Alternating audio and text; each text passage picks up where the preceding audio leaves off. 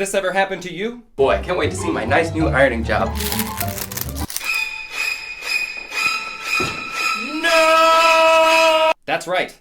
Now, this doesn't occur often, but every once in a while, no matter how good your ironing skills are, you're going to get one or two beads that, to put it in scientific terms, melt weird and stuff. They could melt more square than circle, they could have a shine to them, or they might not even melt at all. A lot of people have asked me how to avoid such things, and I'll be honest, there's really no solution to it. In the past, even I've had to carefully X-Acto knife out a whole row of wonky beads and replace them. Once you get them out of there, it's as easy as inserting some new beads, fusing them in, and you're good to go. Something else that you might notice is that some bead colors can be a teensy bit off. You really won't notice it all unless you look very, very closely, and even then it's really hard to see, especially on camera like this. But what's the cause? What's the solution?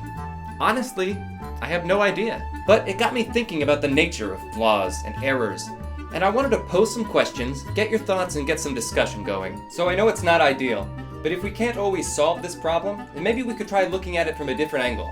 Like, is it even a problem that needs solving? Think of it like actors in a play. Sure, they're reading the same lines every night, i.e., following the pattern, but every performance is naturally going to be a little bit different. Actors aren't robots. That guy who plays Jon Snow might be. Bound in service to Castle Black and the Night's Watch. You must make that choice yourself and live with it for the rest of your days, as I have. You theater people know what I'm talking about. It would be impossible to recreate the exact same show every night, so maybe some performances are better, maybe some are worse. Who's to say? Maybe it depends on the audience, or maybe an actor ad-libs a line, or maybe something else doesn't go according to plan, and the actor has to respond to it without breaking character, like a cell phone going off in the theater. And what happened with the cell phone? It just started going off? And finally, I could hear other people going, turn off your phone. All the time. So I said, will you get it? You want to get it? You want to get that? Because I thought, what's coming up is even more important. That slight hiccup doesn't matter. What matters is the authenticity of the moment. It's organic. It's real. Look at what happened at the Oscars last weekend. The Best Picture presenters were given the wrong envelope. La La Land was in mid-speech before it was revealed that Moonlight actually won. Then they had to give their speeches in what was surely a chaotic and awkward moment. I'm sure everyone involved wishes the award went off without a hitch, but let's keep it in perspective. It's an award show. No one was injured. There were no tragic consequences to this event. And now, everyone involved is part of some crazy Oscar history. If it had gone perfectly according to plan, it would have been nice. But now it's a moment that surely no one will ever forget. I'd never wish for anyone's moment of recognition in the spotlight to be taken away, but you gotta admit, that was damn good television. I was gasping, I was on the edge of my seat. And isn't that why we all watch live TV? In case something crazy happens? It's part of the charm. Like the way you can see the fingerprints on the clay Wallace and Gromit figures, or the marionette strings in Team America. It's just par for the course for that particular medium. And in a world where most everything is clean and rendered CGI, it's refreshing to see something so obviously handmade. Now, to be clear, I'm not talking about genuine disasters that can occur in the ironing process that effectively ruin the piece. It's unfortunate, but it happens. And I'm not trying to play at mistakes as some fancy artistic choice.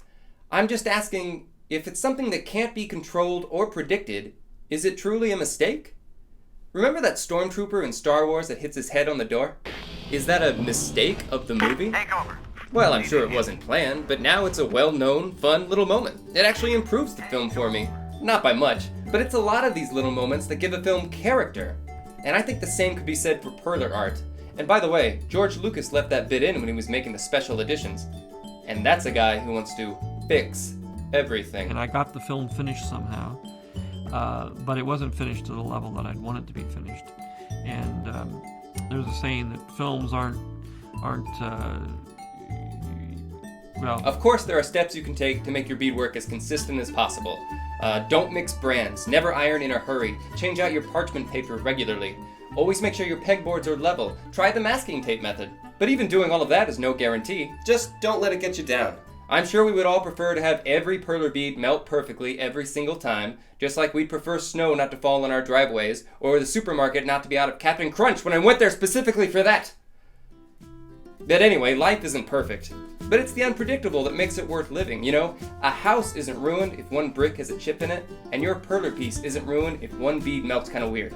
Remember, we're artists. We're not mass producing some assembly line product here. You know, over and over again I say, we don't make mistakes. We have happy accidents. Instead of nitpicking these as imperfections, let's try to appreciate how they help make each and every piece of Perler art completely unique.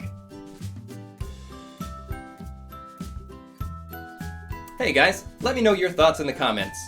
Are these unpredictable beads truly flaws, or are they comparable to brushstrokes in painting? Discuss, debate, talk some shop. I'll see you next time.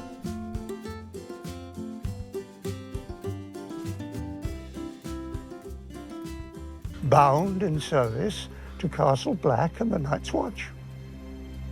Take his letters, attend him at meetings, squire for him in battle. All his bannermen have rallied to his side. They'll keep him safe.